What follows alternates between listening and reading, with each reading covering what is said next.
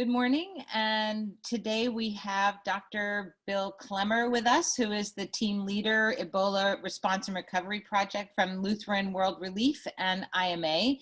And he is located in Goma, DRC, that's the Democratic Republic of Congo. And we're so excited to have you and welcome to PQMD. So just to give you a little bit of background, we are doing a series called People of PQMD, and that is particularly in this time when we're all quarantined in our homes and apparently in your office. This is going to give us an opportunity to really get to know each other a little bit better and really meet new people that are part of the PQMD family. And again, I'm really appreciative of the time that you're taking to be with us today. And so I'm just going to ask you a few questions and we will take it from there. Good. Thank you, Elizabeth. All right. Well, thank you, Dr. Clemmer. So the first question I have for you is if you could just tell us a little bit about your background, which is incredibly interesting, and what brought you to commit this time in your career to the Democratic Republic of Congo, and a place that has been dogged by prolonged conflict and humanitarian crisis. Yeah. Well, thank you, Elizabeth. And, first of all, thank you for naming me as part of the PQMD family. That's an honor. No one has ever said that before. So that's a good start. Thank you. I actually came to Africa for the first time when I was 22 years of age. I was a Peace Corps volunteer. I met my wife here, who was also a Peace Corps. We fell in love with each other, with the African people. And we basically made the joint decision that we wanted to spend the rest of our lives here, with each other, making this a better place. And that has rung true. After Peace Corps, we returned to the US, where I went through medical school, residency, fellowship. It took about 7 to 8 years to, pick up the requisite skills that we needed to come back. And we came back in the early 90s in 1992. We then had 3 children. We had 1 on the way, and this is our 29th year. We raised our kids here. They, of course, have all gone back home. They have gone through college. They're married. They're wondering when their parents might come home. But, to be honest, now I'm in my 60s. It's been 40 plus years since Ann and I first met, and we're not quite ready to leave this place. It's a very, enchanting, interesting, needy place, and we feel very much at home here, and very privileged to work with you and others over these past nearly 30 years to make a significant contribution in the livelihood and the way of life. So we've been deeply privileged, Elizabeth, to have been able to spend this time here, and we're hoping we'll have many more years together and here. Yeah, I was going to say, it sounds to me like Africa is home. So as opposed to your kids asking when you might actually get home. But have you always been in the Congo, or have you lived other places in Africa? Yeah, so we first came to Africa.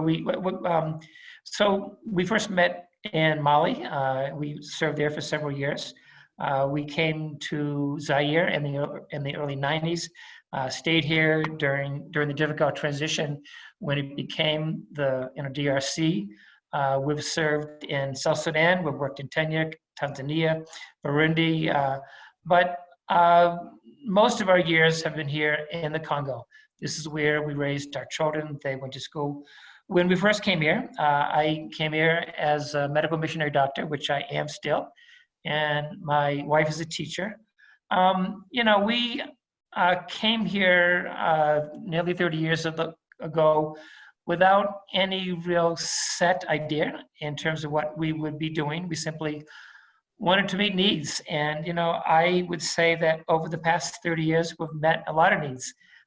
When I first came here, because my French needed work, I was assigned as the dean of a nursing school. Now, I know very little about nursing education, but it was probably the most interesting and most passionate thing that I did. When my French became better, I moved over to the hospital. Again, filled in multiple roles, I was the anesthesiologist for our hospital for the first couple of years because of my background in OBGYN. I actually headed up our obstetrics and gynecology program uh, for several years. I was the medical director of a mission hospital. Trained medical residents. I love training doctors and nurses. Probably of everything that I have done in the past 30 years, I just really enjoy training. We lived in the interior of Zaire for the first 6 to 7 years here.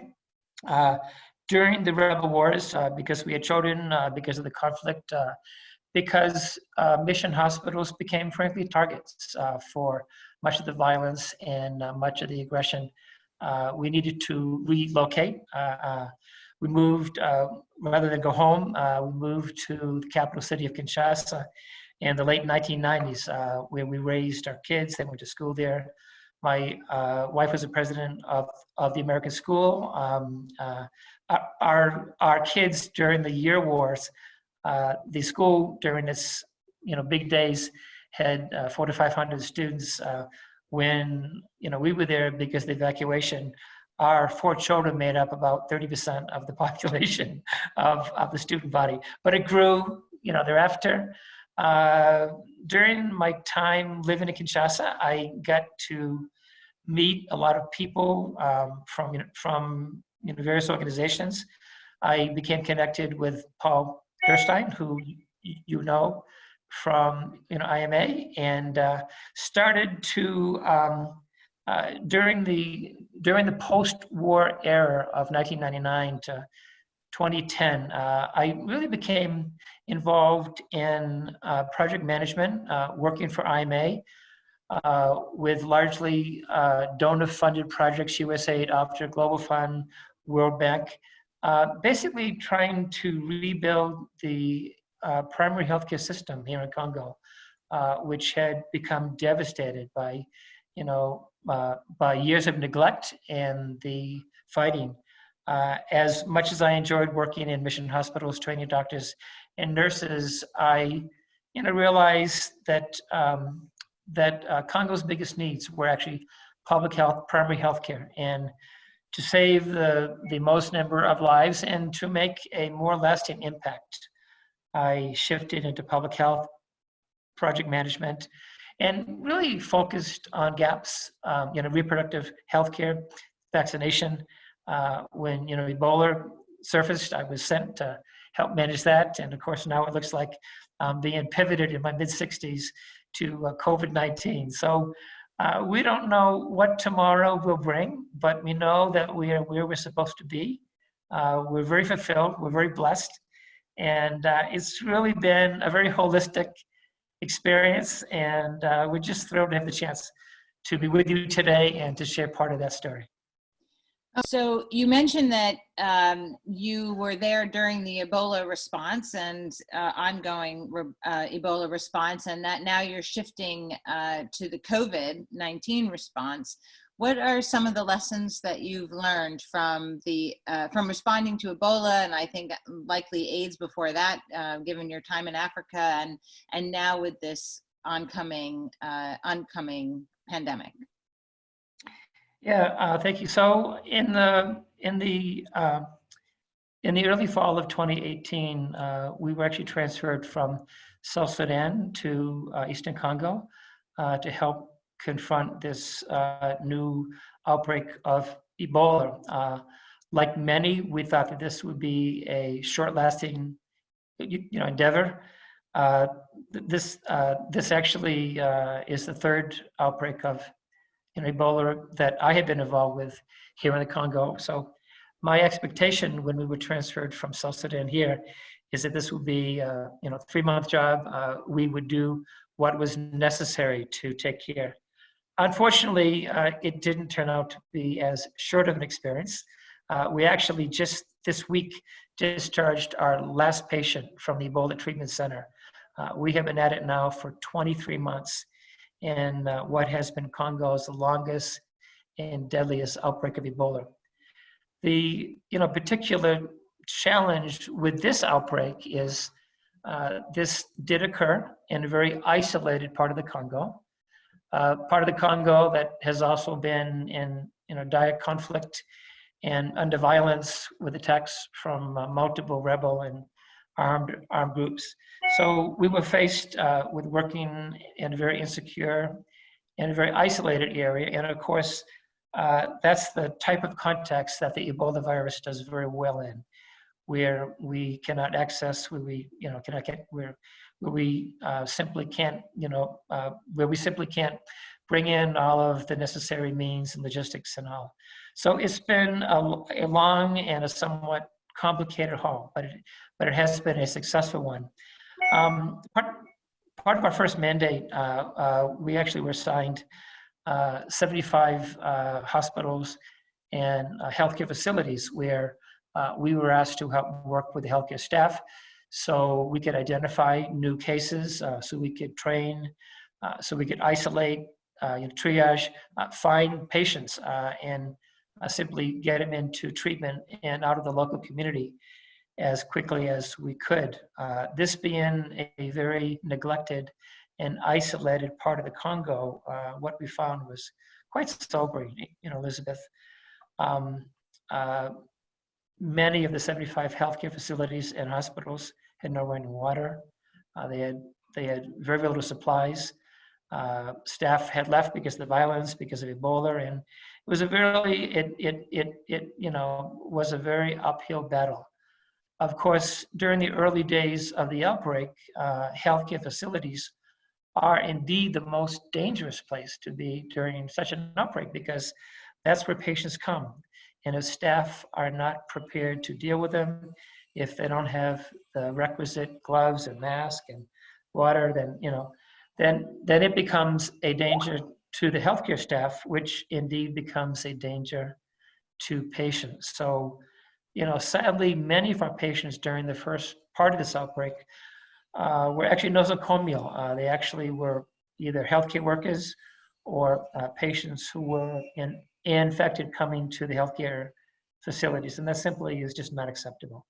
So our biggest challenge when we got started was to train and train and train, and to certainly bring in the necessary PPE, personal protection equipment for healthcare staff, to bring in water, latrines, incinerators, triage. So it was quite a massive logistical challenge.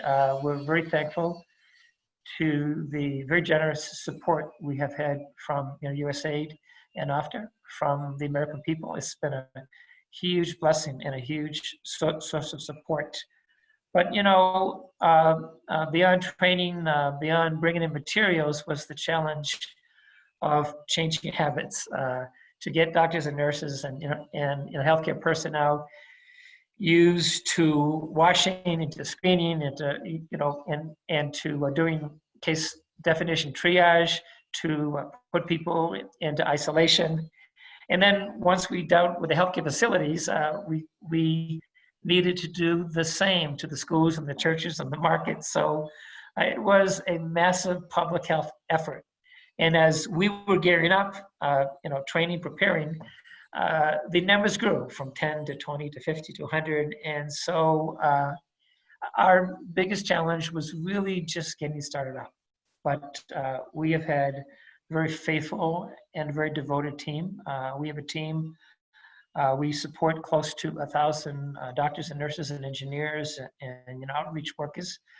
Sadly, there have been, because of the violence, we actually have lost 2 healthcare workers who were actually killed during the fighting, during the challenge. We also became, I don't want to get into the violence of the targets.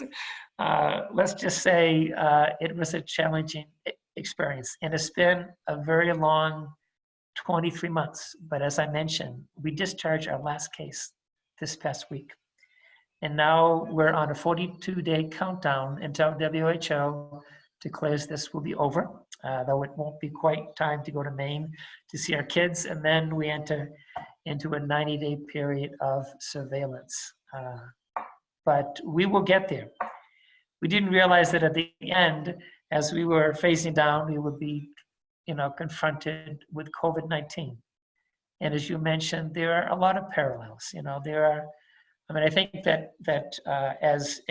and actually COVID-19 has just come into our area.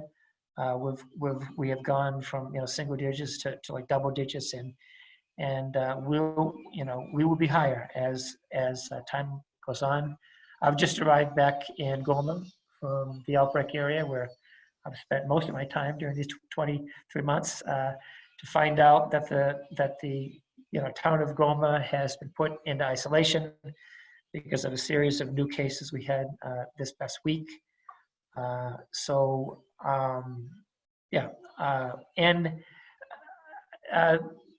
what we really want to do, Elizabeth, is to capitalize on the gains that we have made. All of the PPE, all of the water, sanitation, all of the good practices, washing hands, triage, isolation, case definition. We have a whole cadre of hospitals and healthcare facilities and doctors and nurses that have been trained. And so to pivot from Ebola to COVID is not that difficult. We need to remind them that, although we can feel good about this first battle, we have the second one here. So I think that we can certainly capitalize on the gains and the advances, and certainly on the lessons learned. Thank you for that comprehensive response. And so you did talk a lot about the challenges of keeping health workers safe and the health facilities themselves, things like clean water, access to just basic supplies. So as you know, PQMD is made up of pharmaceutical companies, medical device companies, medical product companies, and of course the international NGOs like yourself. And I'm wondering if you could talk a little bit about what could that sort of coalition bring to you to ensure a sustainable response. So, what kind of support is needed beyond just financing and money, but what is really needed to build a stronger health system in lower and middle income countries? And if you can also talk to the other countries in which you've been based and which you know. Yeah, thanks. That's pertinent. And I would agree that it is beyond bringing in medical supplies. I mean, it's a blessing and it's been so great.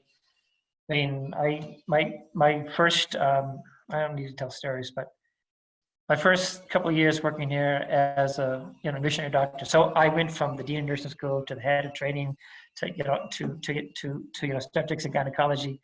And then when our medical director left, I became the medical director of a 400 bed teaching hospital in the middle of nowhere. During the long, Congolese War, which lasted years, I mean, we were basically cut off. So my background as a medical doctor in Africa is just trying to keep things together with no supplies, trying to operate without lights because we didn't have kerosene, trying to do suction and anesthesia without electricity because we couldn't run pumps because we didn't have diesel fuel. Giving half doses of antibiotics to children with spinal meningitis because we just didn't have it. Doing basic surgery under local anesthesia. Some tough stories. So when I got out of that situation in the 1990s, and then being held back by, I got caught behind rebel lines. So that was the other part of the story that I don't tell. My wife and kids get out. They sent planes as the rebels were coming. They sent planes to actually take our family out and all the other families. But I was doing obstetrics and I had been up the whole night, and I just had a C-section and I had one more patient and she wasn't going to deliver, and I knew I had to do a section, and most of our doctors had left. So I told my wife, listen, honey, this is just going to last a couple of weeks. I'll be good. I'm going to stay behind. Let me just do this last few things and I'll catch bases. But they left, and then the rebels came, and then I became behind rebel lines. So 11 months we were separated. Those were really, formative years because those made me realize that we need to make the best of what we can with what we have. We need to count our blessings for the small things that we have so we can become, much more, appreciative of the large things. I have great appreciation for groups like PQMD who come to the rescue of small, isolated mission hospitals such as us. Without gifts from you and others, we never would have made it. As it's just, I'm not sure it makes sense to have doctors and nurses in hospitals without drugs and equipment and supplies. I love holding hands. I love praying with my patients. But if I don't have anesthesia, if I don't have, there's only so much that I can do. And so we had those precious supplies because of groups like you, and that was a formative experience. So then I went from running a 400-bed mission hospital with no fuel, no medicine, no resources, to finally being let out and going to the capital city of Kinshasa, where I was asked by Paul Durstein and by USAID to basically head up this $26 million 3-month healthcare rehabilitation program. Think about a medical doctor who spent 4 years in the bush counting his pennies, thinking that if I had $100, I could treat 100 more patients. And now I have a budget of $26 million. So I think I was a good steward of U.S. government funding, and it was wonderful. We were asked to actually rebuild and rehabilitate 12 or 15 hospitals that had been pillaged, looted during the war. We did 50 of them. We were asked to train 600 doctors and nurses. We had 6,000. It was I felt like a kid in a candy shop, to be honest. But my roots are in the type of work that you did. And I think that's the type of work that really makes us realize how much we can do with less, and how important it is to rationalize the use of antibiotics, to use the precious resources we have, not just medicine, but fuel and equipment, water, and so coming into a low resource setting to treat Ebola or to try to bring this deadly outbreak under control in the middle of nowhere where we couldn't get resources, we were challenged. I think I was the right person for that job. I didn't know that it would last for so long. But yeah, I think those are some of the lessons that we bring to bear. There are other practical lessons that we learned during this current outbreak. It doesn't make sense to bring in all these masks and all these equipments to keep healthcare workers safe if we don't continually train them to use them. We have doctors and nurses who during the crisis felt that they would be stigmatized when healthcare workers were actually being attacked. There was a time during this outbreak when the local population who was less concerned about Ebola as we were. They had many other issues, Elizabeth. They were hungry, they didn't have water, they didn't have medical care. This is a very isolated part of the Congo that had been asking for assistance for years and years and years and years. And because of the violence, because of the relative insecurity, very few people came. So then comes Ebola. And with it, hundreds of relief organizations and vehicles and planes and boats, and the local population was what is this? They at first thought that we were there to respond to their primary needs. They were hungry. They didn't have healthcare. They didn't have schools. And so they wondered at the end if indeed our main interest was not in taking care of them, but in making sure that this deadly virus didn't escape their area and go into ours. So there were a lot of challenges that we had to overcome. We put a lot of work and a lot of money and a lot of resources into healthcare facilities, but we realized it doesn't help to build hand washing stations and water techs so people can wash their hands if there's not a system to make sure they have water. We have all these techs and all these, but we really, part of our biggest challenge at the outset was to make sure we had a system of alerts where when suspect cases came to these 75 healthcare facilities, they would be identified, they would be put into quarantine, and then they would basically call us so we could come with ambulances and our vehicles and we could take them away. Well, that's a good principle, but it doesn't work if they don't have a phone, or if we buy the phone, it doesn't work if they don't have the units to call them. So there were a lot of practical things that we learned during the outset, and I think that we fixed most of those. That that just don't assume because we send equipment and materials and technology that it's going to solve the problems, because their problems are system problems and are resource problems. I mean, they have all the passion and all the desires, and they are the frontline workers. Me and my team, we're in the cities and we come when we're needed, but we're not working in those unlit, dark, non-water bearing healthcare facilities day in and day out, taking care of patients, many of whom were positive. So I have great admiration and great respect for those that stayed and for those that gave their lives, because many did during those few months.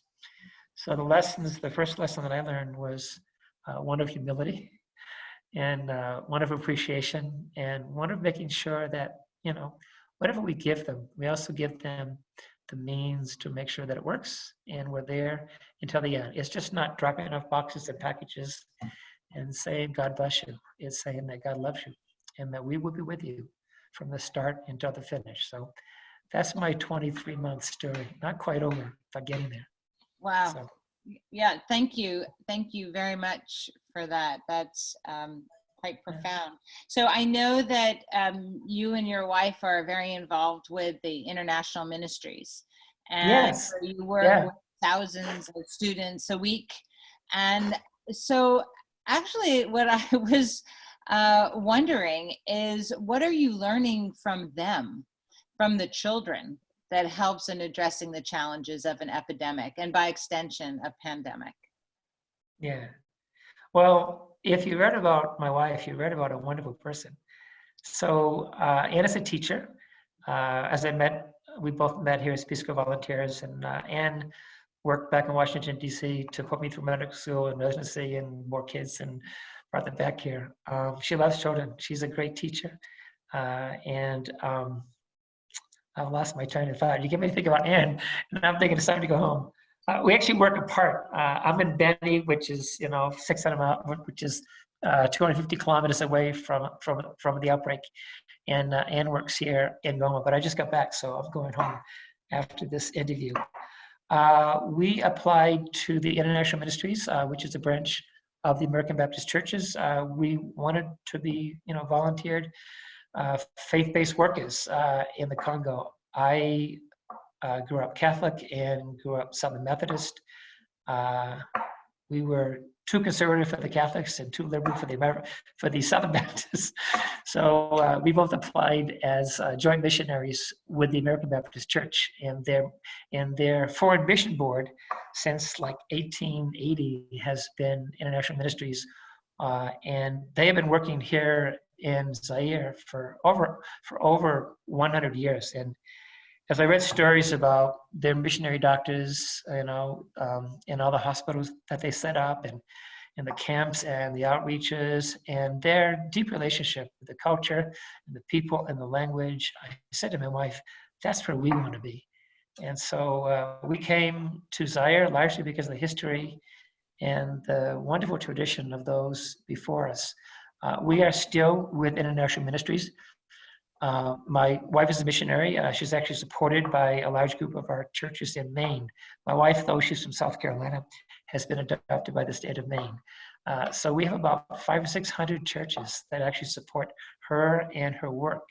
Anne works with a group here called Heal Africa, which is a hospital and a social mission group for children. Anne works mainly with orphans and vulnerable children.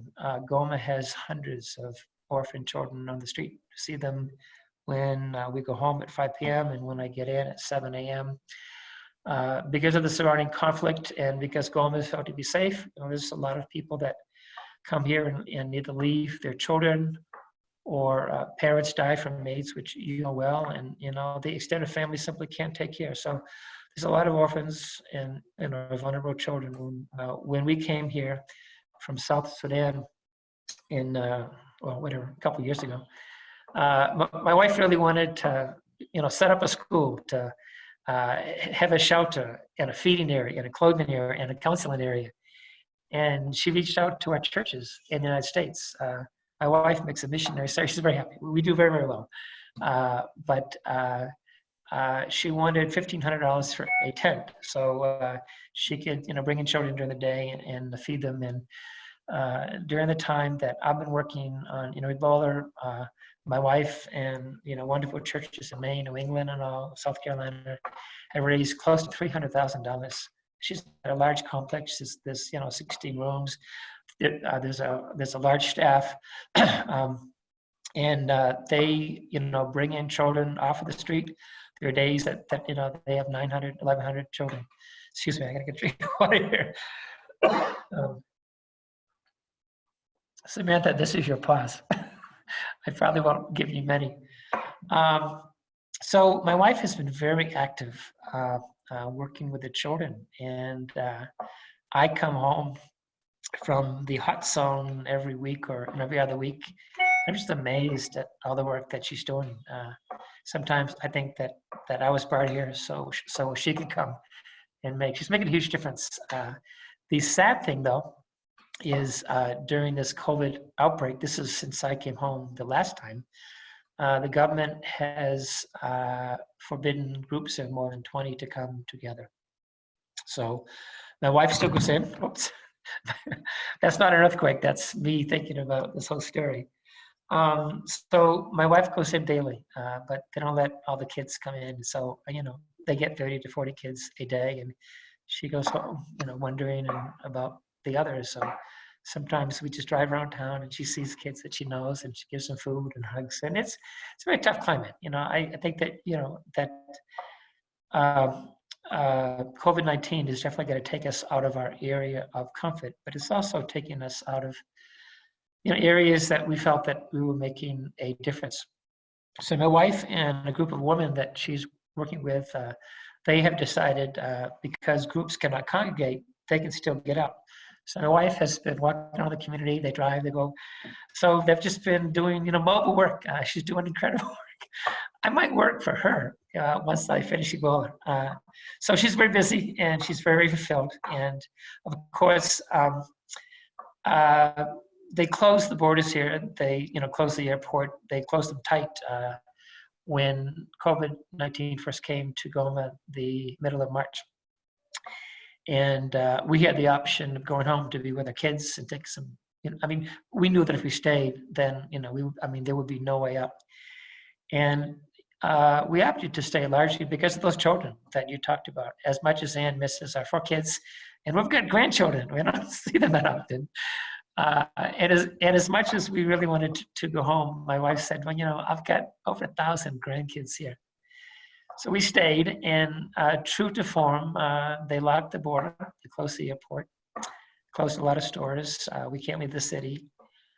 And even if we wanted to at this point, it'd be very difficult to leave, but we made the right decision. I think that we're very, very happy that we stayed. A lot has gone on, and we both feel that we can be of great use. We never expected this to last as long as it did, but hindsight is never 20/20. But I'm so glad that we're here, and we still have a lot to do. We're thankful for our good health and for all these opportunities. So that's my wife. You should definitely Google her on. She's on Facebook. She's got great stories.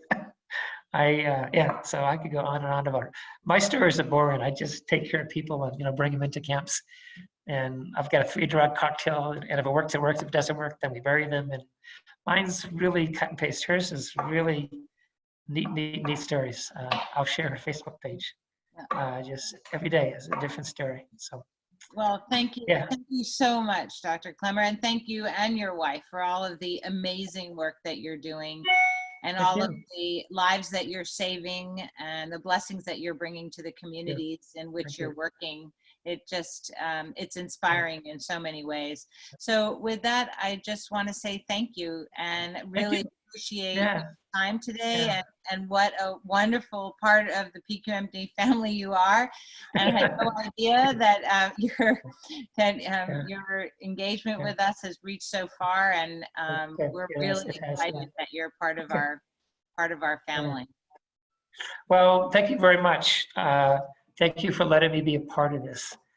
We are a family. We don't spend a lot of time together. We don't talk, but we're called to do the same thing. And we're privileged to be together. And we recognize that a family is made up of multiple components. Not everybody can be here in the Congo. Not everybody can be in your office. I'm happy where I am. I'm happy where you are, Sam. I'm happy that you're doing what you are doing. But I think what's wonderful is that God puts us all together. God answers prayer. God knows the great needs here. And I'm just awed each and every day how how the pieces come together, from IMA to LWR to your organization, to USAID, to the American people. This has been, I'm amazed every day. I've stopped being surprised and I've stopped being disappointed, because I know that each day will bring its new challenges, but its new blessings sufficient for the day. So thank you for letting me be a part of this family. One day we will meet, and it's been a pleasure to be with you this afternoon. God bless you both.